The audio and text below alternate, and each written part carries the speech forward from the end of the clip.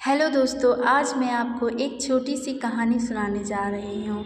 यह कहानी जूही और अभी की है।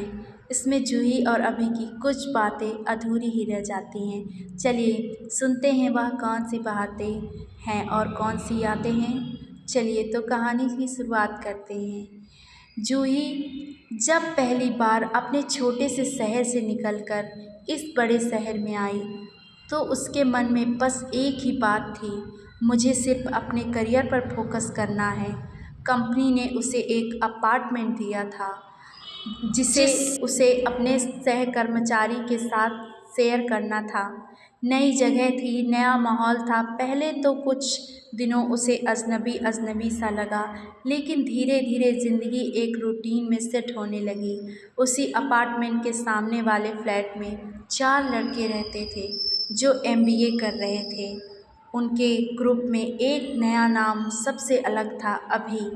अभी हमेशा जूही को देखकर हल्की मुस्कान देता। कभी कभी दोनों के बीच कैजुअल बातें और मुलाकातें हो जाती थी, जैसे हाय हेलो।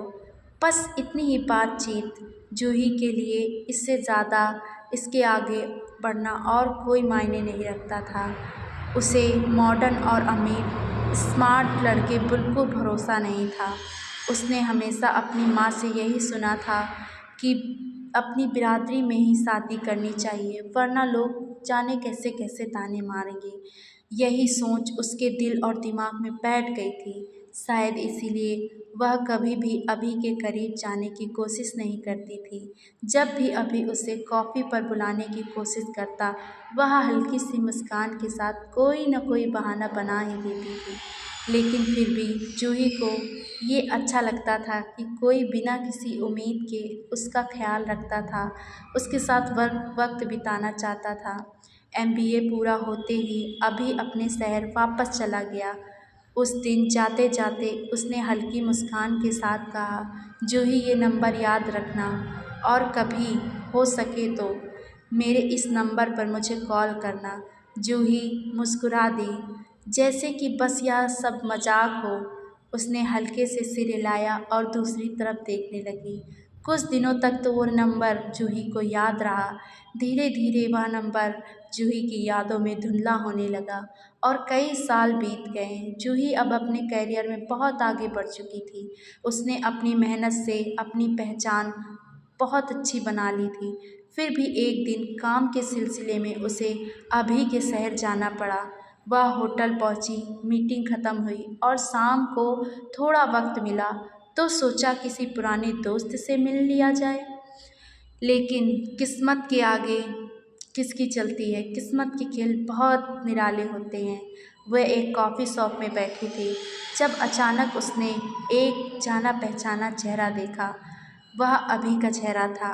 अब वो पहले से और भी ज़्यादा स्मार्ट लगने लगा था, पर इस बार उसके चेहरे पर वो पुरानी शरारत नहीं थी, वह बेचैनी नहीं थी। जूही को उसने देखा, हल्की मुस्कान दी और फिर बिल्कुल अजनबियों की तरह आगे बढ़ गया। जूही ने भी उसे रोकने की कोशिश नहीं की। कुछ एहसास बस एहसास ही रह जाते हैं। उस रात दोनों ने अपने इंस्टाग्राम और फेसबुक खोले। दोनों ही एक दूसरे की प्रोफाइल पर गए और फ्रेंड रिक्वेस्ट भेजने का ऑप्शन देखने लगे, लेकिन दोनों में से किसी ने भी फ्रेंड रिक्वेस्ट बटन पर सेंड की बटन नहीं दबाई। जूही फ़ोन रख कर लेट गई और ना जाने क्यों वो पुराना नंबर याद करने की कोशिश करने लगी, पर वो नंबर इतना धुंधला हो चुका था कि उसे याद ही नहीं आ रहा था। शायद कुछ चीज़ें जानबूझकर भुला दी जाती हैं और कुछ चीज़ें किस्मत हमें भूलने पर मजबूर कर देती है। उसने एक लंबी गहरी सांस ली और अपना फ़ोन बंद करके रख दिया और अपनी आंखें मूंद ली, क्योंकि कुछ अधूरे अफसाने मुलाकात कहानियाँ से ज़्यादा खूबसूरत होते हैं। यह तो दोस्तों, यह छोटी सी कहानी आप सभी लोगों को कैसी लगी? अगर यह कहानी आपको अच्छी लगी तो प्लीज़ चैनल को लाइक और सब्सक्राइब ज़रूर करें। धन्यवाद।